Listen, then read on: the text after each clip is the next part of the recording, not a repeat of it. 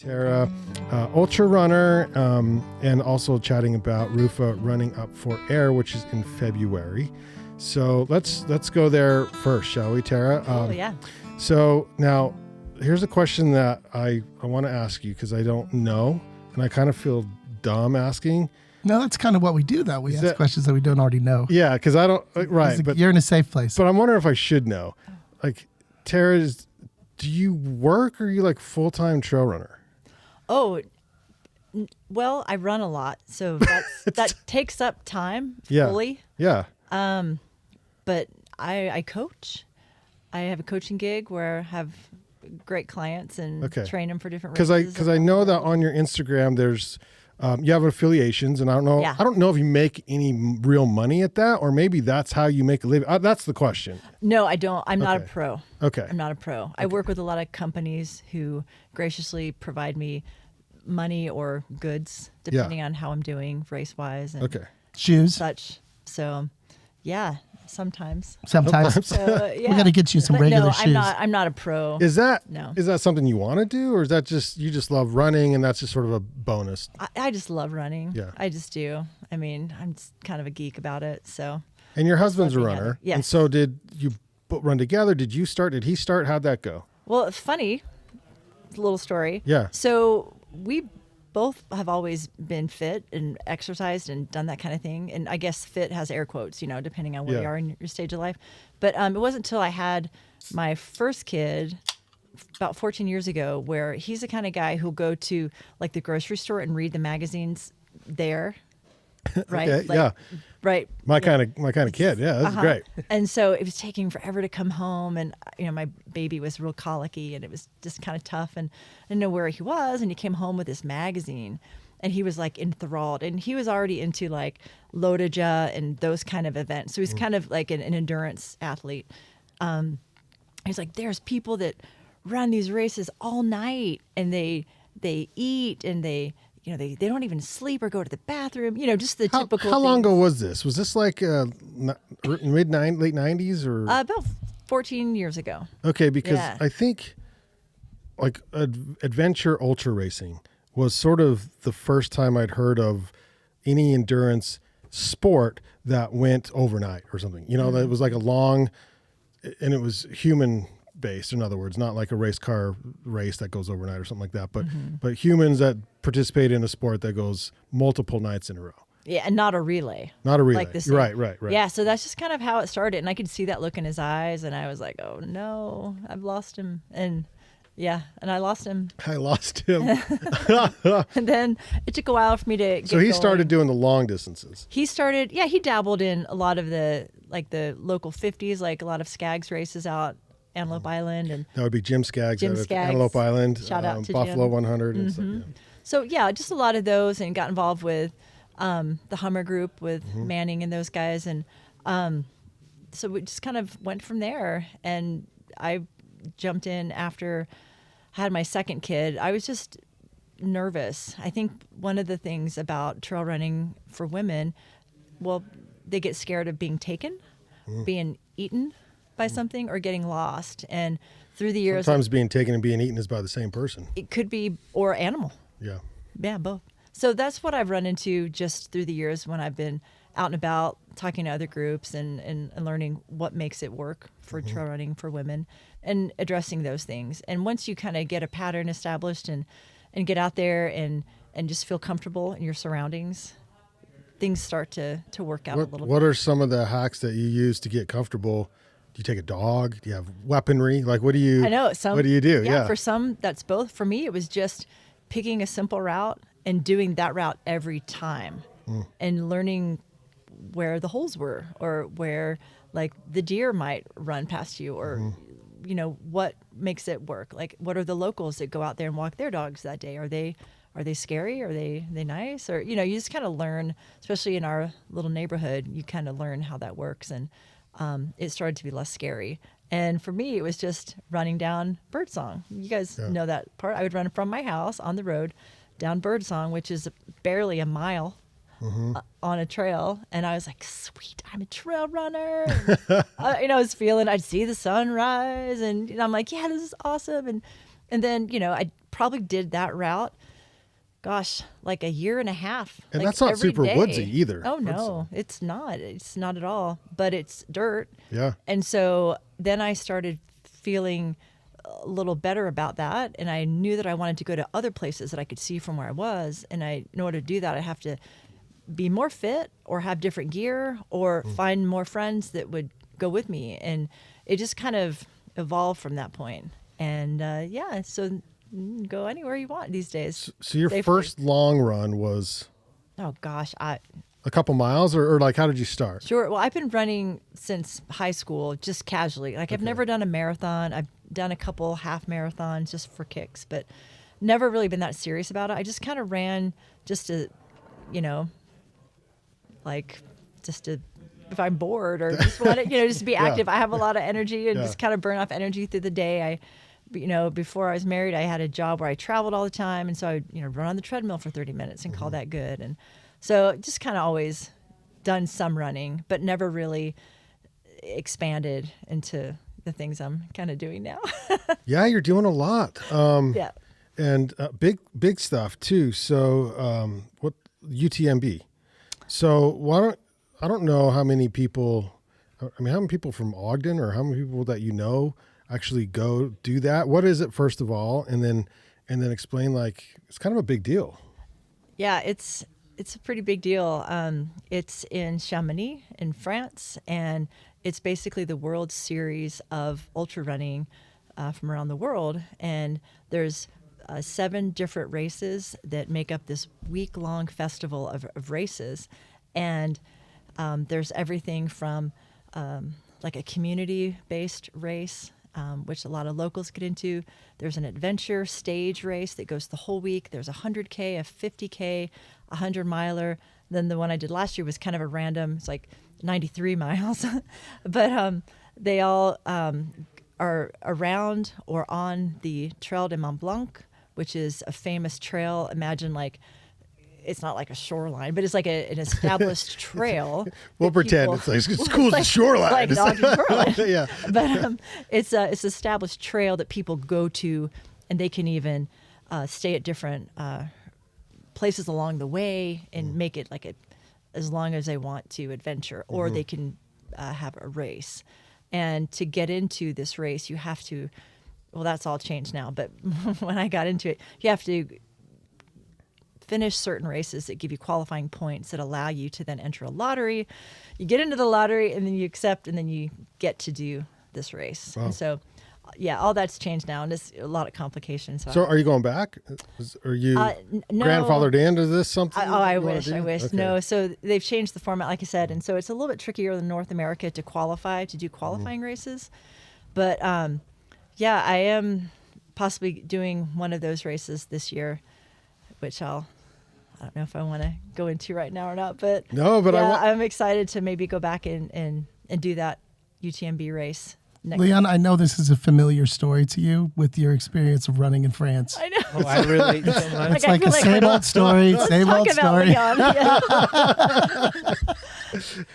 Tara's doing great because you're so humble, and I know when you started, you've been doing Instagram for a while, doing Instagram like it's a job or something, but posting to it on your runs. But I think you just were very consistent over a long period of time, but never really got super flashy or never really did trendy stuff, but it was sort of the same shots over, and the consistency over time has sort of won for you.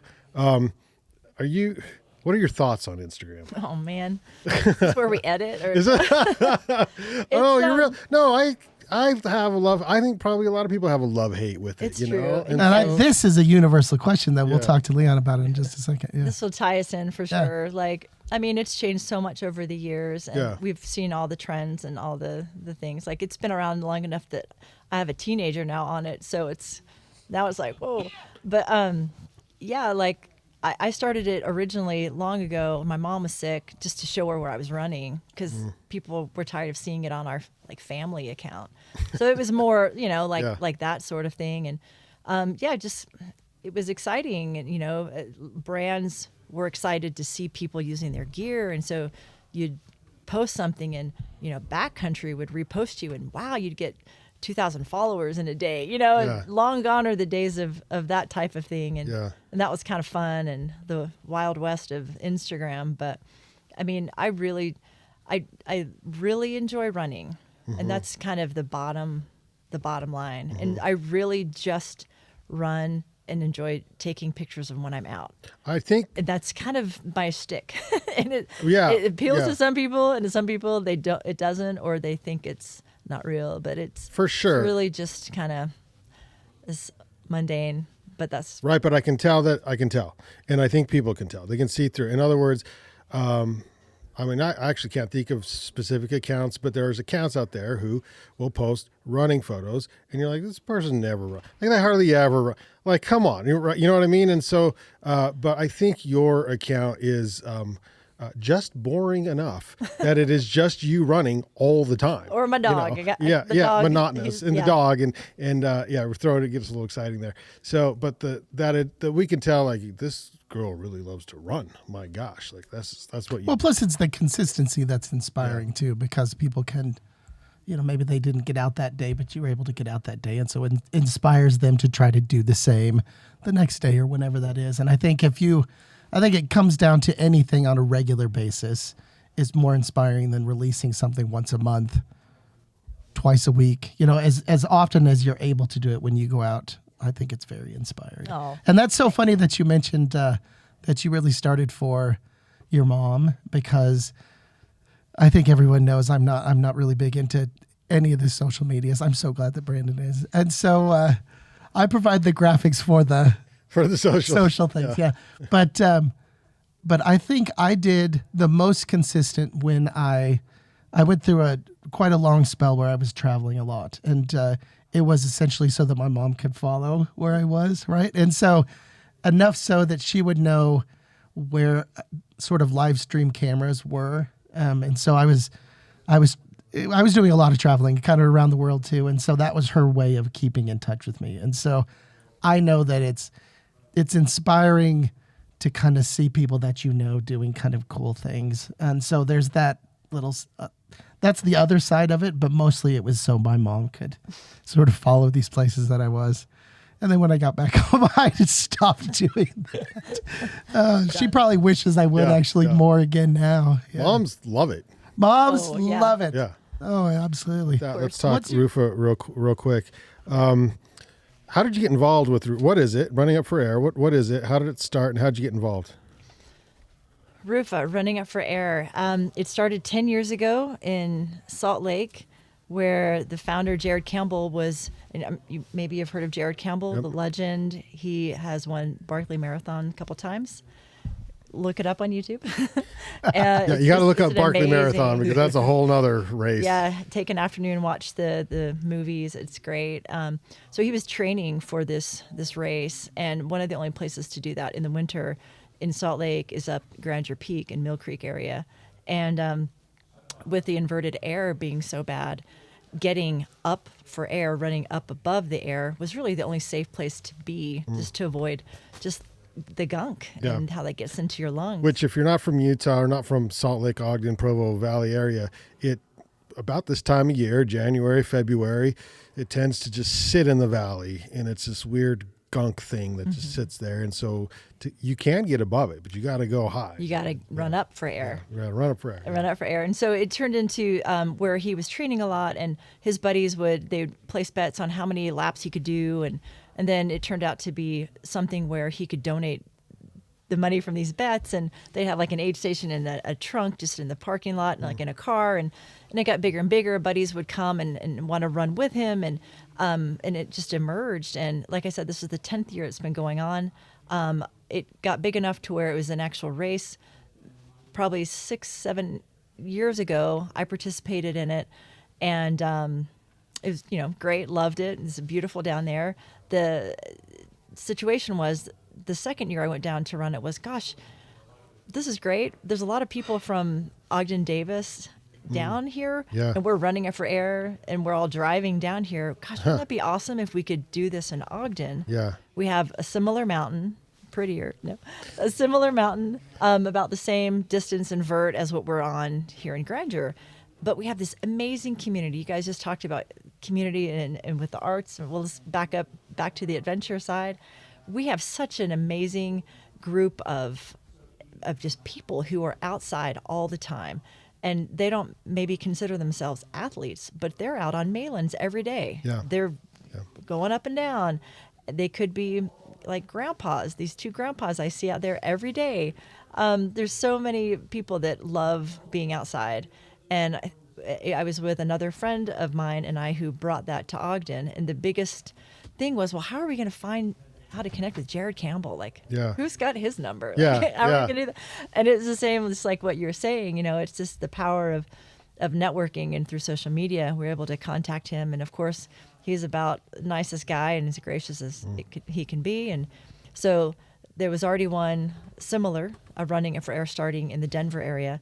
And so that year we brought it to Ogden in 2018 for the first year.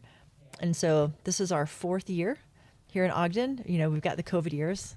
So you didn't do it during COVID? Didn't do it during COVID. That was a little break.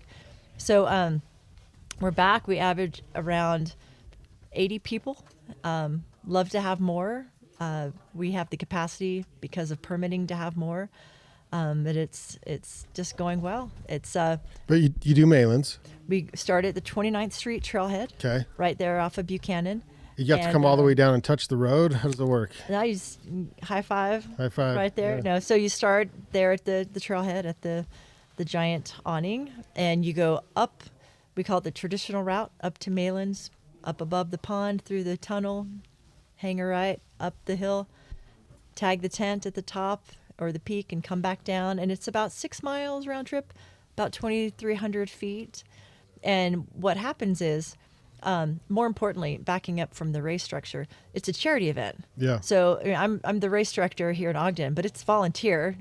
Nothing in it for me. It's just pure satisfaction of helping out and just being involved with the community. Like that's really all it is. And we have Breathe Utah here in Utah, and Utah Clean Energy are our charities, and they donate their efforts to creating legislation and education in the schools, providing information on how to better our air quality. Yeah. And they do a lot of work. I don't have all that bulleted to share with you here at this point, but on their websites and their social media, it's a great resource to check out the things that they're doing. It's really good. And through the years, we've had some years where we've donated over $100K to the various charities. So it's a big event. And we're not just here in Ogden or Salt Lake. We're in Provo, formerly known as Squaw Peak. It's now called Chive Peak. Chive. Rhymes with chive. That's Okay. Remember, we're working on names. Yeah. But it's spelled KV. Can't remember. Chive. Chive. I'd have to look at my. Is there a cheat sheet. Y in there? Or is that like I think IE? it's actually, you're right. KY something. 4 letters. Okay. Rhymes with chive. Chive. Yes. Okay. So that's great. We've updated that, and there's Staunton Rocks outside of Denver. There's Missoula. They run up to the Mount Sentinel.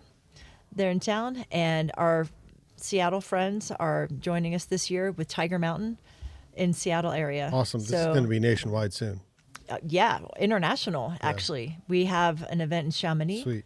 Where they run up the vertical K, and the Patagonia Europe group takes care of a lot of that. But this Running It for Air in Europe, they had, I think, besides the event there in Chamonix, they had a virtual event, and over 178,000 people participated in the Europe event. 178,000? 1,000. So we're there's some fun things in the work. Maybe not noticeable in 2023, but in 2024, it's going to be really, really exciting to be a part of this. So we're rolling forward. You run hundreds, and you run hundreds in different places in the West and the world. How is Ogden for a training place? I love that you mentioned that. Gosh, and I could get emotional talking about this. You can run and train in Ogden and run anywhere in the world. And that's just kind of a humbling thing, really. We're just surrounded by so many opportunities of places to like climb up or go like around training here or- get you in shape to run or anywhere in the world? Because Yeah. it doesn't seem super hardcore here, but it's hardcore enough that you can train and go anywhere. Yeah, we have the technicality here in the northern Wasatch to run anywhere around the world. And I haven't run everywhere around the world at all, and I'm not at all planning on that. But from the things that I've done, whether it's running in the San Juans, in Colorado, various places in that, comparing that to what we have in various sections around where we live, it's possible. And I'm thinking of all of the other people who I know who do that too. And it's really exciting to think that Ogden has that gateway to allow people to do that. It's not necessarily you have to live in Colorado to run these races all around the world, or in Salt Lake even. Yeah. Like we have so good point. much here Yeah. that I think a lot of us like to keep secret, but also want it to be known, right? I mean, it's true. So we want to keep it secret, but we want to tell everybody because it's so exciting. It's such a great place here. If I can go back to even like during this Christmas break or this like 2-week break, you know, when people have been off work or out of school and we've had a lot of snow, it's made trail running tricky. But Malin's Peak, which is so accessible just from town, we're all right here, like a mile or mile and a half away. I think it was yesterday Monday? Yeah, yesterday was Monday. And but a long week. The holiday threw everything off. Yeah. So a friend of mine and I were out there, and so she and I just ran into each other in the parking lot. It wasn't planned. We both pulled in at a random time of day. It wasn't like starting in an hour. And we ran up to Malin's. Not kidding, there must have been between 40 or 70 different people. But it didn't feel crowded. Yeah. It was enough. Some had dogs, some didn't. Some had stories. We ran into this one guy who told us a story about how Butch Cassidy used to like hide weapons up in the basin. Like we stopped. What? Not kidding. I don't know if it was true, but he was surrounded by all of his like family. They're out on a family hike, and it was, you know, we had that conversation. And then, there is a story. If you run into them again, see if you can get their contact information. Yeah, we need to know who that is. I would like to get them into the show. Yeah. So, I mean, this is what we've got here. Yeah. And at first you're kind of like, oh, I'm on a run. You know, you're kind of like, but then you're like, look at what we've had. Like, we have people out here who are just loving it so much. They're stopping on the edge of this cliff, telling you stories about Butch Cassidy running up and down Malin's with weapons. And I'm like, what? Well, listen, we think we're like awesome because we explore our hills here. They've been doing this forever, kids. Just so you know. So Beyond the Rails, I think is that the podcast that our friend does, but he did one about the ski jump that was up there. So Pine View, it was right there as you cross the Pine View. It was a world-class ski jump, and they set world records on it. Well, it got destroyed or ruined or something. This is in a podcast he has. And the next spot he was going to put it was up Taylor Canyon, which is I'm like, you look at that now, I'm all, what the hell was he thinking? Because it hardly ever snows in there. But that was going to be the next place for his ski jump on this side of the mountain. And then he died. He was driving I-15 northbound on a motorcycle to see his girlfriend in Brigham City, and he got hit by a car and died. And he was from Europe, and he was pushing ski sports and ski winter events, massive events here in Ogden. People would come from all over to see that ski hill jump up there right there as you go into the Ogden Canyon. And Ogden's had this stuff for a long time. Wow. Like people that explored our hills for a long time. It's super interesting.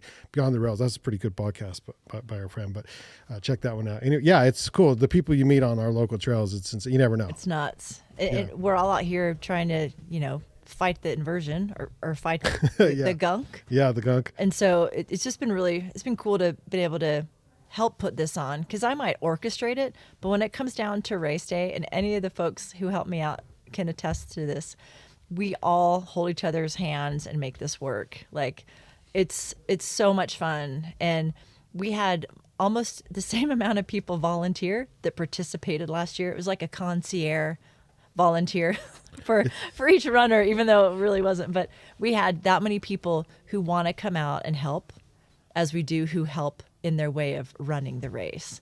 And it's just a fun time. It's just so much fun. You have your own website, Malin's. Malin's. upforairseries.org. Yes, Okay. correct. Where you can just go to upforair.com and then click under the race information and click on Malin's. I think it's .org. .org. Yeah, you're Yes. right. You're So upforairseries.org. 24th and 25th. So it runs 2 days. It's a 24-hour race. So people choose a 3, 6, 12, or a 24-hour time slot. And then according to their time slot, they go up and down the mountain as many times as they want to. Todd, you in? Let's do it. Next year. The next. Yeah. This next one. And Yeah, some exactly. people only will go one lap. Like, Yeah. we all love our buddy. Because you Eric. pay the same, and then you just Yeah. No, the pay is not the same. Oh, So, it's not the same. Like, here's an example. We all Okay, love yeah. our buddy Eric Manning. Yeah. So he did the 12-hour last year. Yeah. He did one lap, Yeah. but that was his donation. Oh, Was got running. you, got But you. he finished, That's awesome. and he was like, "I won. I won. I'm the first one finished. Yeah, I that's won. wonderful. I won the race." And anyway, it's just it's a great time. So And a personal best for him. So that's great. yes, it's always a personal best, And then, right? I think when he was on the show not long ago, he did not like I teased him so much. But you can tease the pros. Yeah, you can for sure. It's February 24th and 25th, which means plenty of time to train. Plenty of time train. Plenty of time At to least raise one money. lap, yeah. Raise the roof. Raise the roof. Raise up. it. Yeah. And I think it's incredible to think of the people who have run this and done so many laps. Like our records. What's the record? Yeah, so in 2019, Ian Ferris, he's down in the Utah County area. He came up to run this, and he was literally running because he did, I wrote this down, 15 laps. 15. That's 5 laps. So to give you an idea, I like to hike. Okay, I like to get outside every once in a while. And if I go to hike Malin's, I don't go to. I'm old enough now that going to the top, like in the spring, is not a good idea because I won't walk for a week after that. So I'll go about halfway, come back, and then in a few days or the next Saturday, I'll do the full thing. And I'm like, oh, I feel pretty good now. I made it to the top of one lap, made it to the top of Malin's. Let alone run the damn thing. Yeah. Let alone 15 freaking times. That's insane. 15 times 6. So how many miles is that? Quick math, not my thing. Oh, that's a lot. So that's that many lot. miles. Yep. I'll do it on the couch. So do that. He think it's just like wants to 90. confirm. That's all. Yeah. 6 times 15. Okay. So that's how many miles that was. And then if you do 2,300 feet times 15. So that's 90. the vertical. Wait, it's what? Wait, how 90 many miles and then 2,300 times 15 is that much vert. Wait, it's not. Is it 3 miles? It's 6 round trip. Oh, it is. Okay. Okay. Yeah. So yeah, that's incredible. Yeah. But there's also other incredible feats, if I can say quickly. Like we had some huge records broken last year at the race.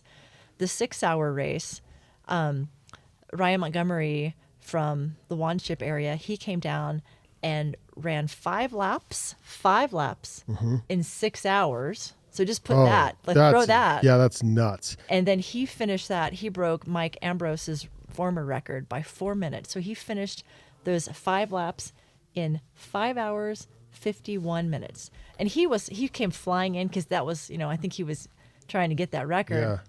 By 4 minutes, it was just crazy. It was such insanity. It was so exciting. How fast do you run Malin's? Me personally? Yeah, like just like see, that's the normal thing. trail runner person. So I have a goal that if I can come up and down in an hour and a half, that's just fine. And that's One lap. that's like social. That's like if I run into somebody who wants to tell me a cowboy story. Now, or- do you run up it or do you speed hike up it? Or? I run sections of it. Yeah, okay, Yeah. okay. So no, long gone are those days that I care to do that. Does Bryce I run up down it? He probably does. Okay. I bet he does. Okay. Just curious. I don't have any evidence because I just, when I see people running up it, I'm like, I step aside so fast in awe, Same. it blows my mind. yep, just let him go. Yeah. I know. Okay. So anyway, lots of fun records broken, and it's just pretty impressive. Raise some money for charity. Jump in on Run Up for Air. It's February 24th and 25th. And I love that it's all levels of ability. I think that's All wonderful. I mean, you got to be able to walk. Maybe not when you're done.